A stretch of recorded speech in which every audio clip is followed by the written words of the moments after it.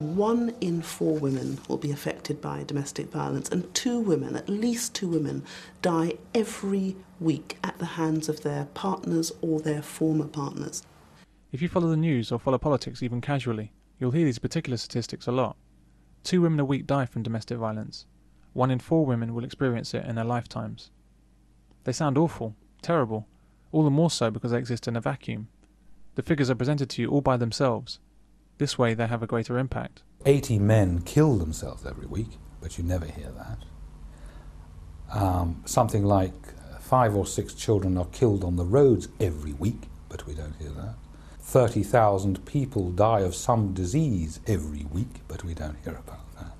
We hear constantly about these 2 women every week who are killed in domestic violence incidents, and which just goes to show how selfish and how powerful is the feminist lobby, that they are only concerned about this very small number of women who are killed every week by domestic violence.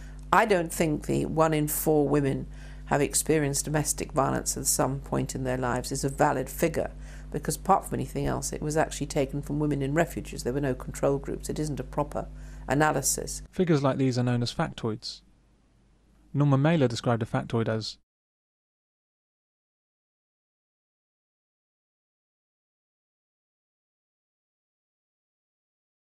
often a factoid actually is a lie, and like many lies and misconceptions, once it's been published, it develops a life of its own, and it's reprinted and rebroadcast over and over again. It acquires the hallmark of truth, simply by repetition.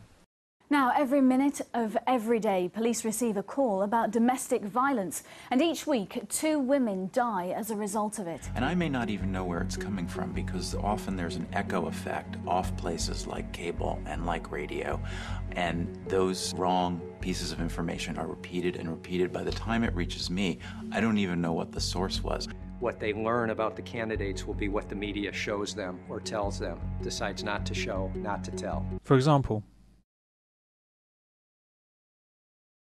but the FBI doesn't calculate or track data on domestic violence, because domestic violence is not a federal crime. But did you realise that violence includes such things as a raised voice or a slammed door? Very often, simply saying a thing has power to influence others. It need not have any basis in fact, but saying it effectively makes it real. This is why such a great deal is said about domestic violence by so many agencies and people.